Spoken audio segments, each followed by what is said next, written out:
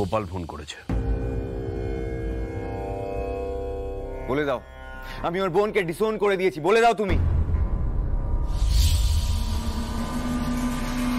চুপ করো, আমায় কথা বলতে দাও ওদের সাথে।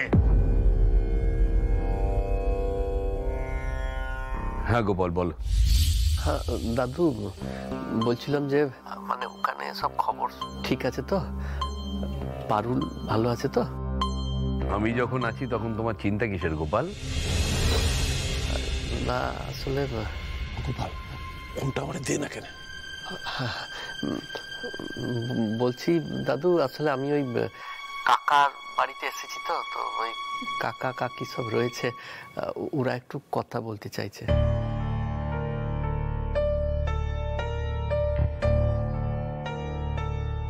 হ্যাঁ নিশ্চয়ই, দাও না ওদের।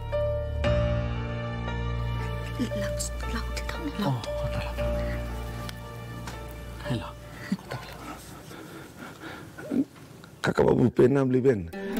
কাল আপনারা তাড়াহুড়ো চলে গেলেন, একটু মনে চিন্তায় ছিলাম আর কি। আশুতোষ বসু যতদিন বেঁচে আছে তোমরা নিশ্চিন্তে থাকো বাসুদেব। এ তো আমাদের সৌভাগ্য কাকাবাবু। কাকাবাবু মানে বলছিলাম কি, এত কিন্তু কিন্তু করছো কেন? তোমরা বসু বাড়ির নতুন কুটুম্ব, নিঃসংকোচে বলো। বলছি কালকে আমরা যাব তো? যাবো মানে? নিশ্চয়ই আসবে। আরে বাবা, মেয়ের বাড়ি থেকে লোকজন না এলে বৌভাত আবার হয় নাকি?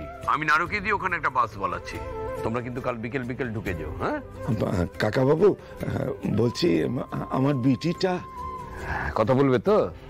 হ্যাঁ নিশ্চয়ই নিশ্চয়ই, ধরো পারুল দিদি কথা বল।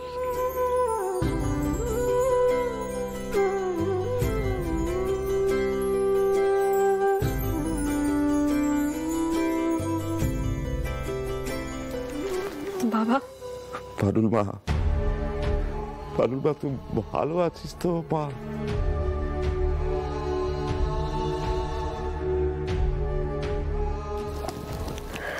বাবা ব্যাস শান্তি। বাবা ভুবনেশ্বরের নিত্য পূজায় আমি কোনোদিন খুঁত রাখি লাই রে মা। বাবা কি আমার বিটিটারে জলে ফেলায় দিতে পারে? কাকা বাবু এ গায়ের ভগবান রে, উনার মন্দিরে তো কোনোদিন কোনো অযত্ন হবে লাই রে। You have ruined my life. তোমাদের না আমার ভালো করে চেনা হয়ে গেছে। তোমরা জাস্ট মুখেই বলো যে তোমাদের গ্রাম মহান, বাট তোমাদের আসল উদ্দেশ্য হচ্ছে শহরে বাবুর বিবি হওয়া। বাবা। পারুল মা কি করছো? এই তো আচার নিয়ম হচ্ছে। বেশ বেশ।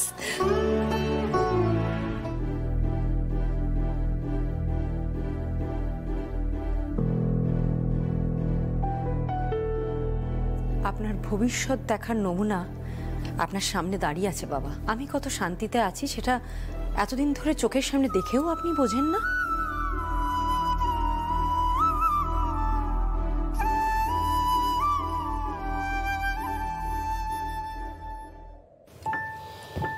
মেয়েটা আজ কত বছর পর তোমার সঙ্গে কথা বলল, কিন্তু ওর মনের ভার এখনো কমেনি জানো। শুরু, আমি জানি ওরা আমাকে শত্রু ভাবে, কিন্তু আমি যা করি যা করেছি সব ওদের ভবিষ্যতের কথা ভেবে করেছি জানো। আমি এতদিন যা যা সিদ্ধান্ত নিয়েছি, যা যা সিদ্ধান্ত নিই, আমি জানি আমি সব কটা ঠিক নিই। ওই ছেলেটা কুকুর যোগ্য ছিল না, ওর সাথে বিয়ে হলে খুকু কিছুতেই সুখী হতো না। কিন্তু রুকু দিদি যদি একটু মানিয়ে গুছিয়ে গোপালের সাথে থাকতে পারে তাহলে কিন্তু রুকু দিদি সুখী হবে জানো। রুকু দিদি চোখের জল ফেলে ভাবছে ওর স্বপ্নগুলো সব নষ্ট হয়ে গেল, কিন্তু একদিন দেখো গোপালের হাত ধরে রুকু দিদির সমস্ত স্বপ্ন একদিন রূপ পাবে। তুমি ঠিক বলছো? আমি কোনোদিন তোমাকে ভুল বলেছি?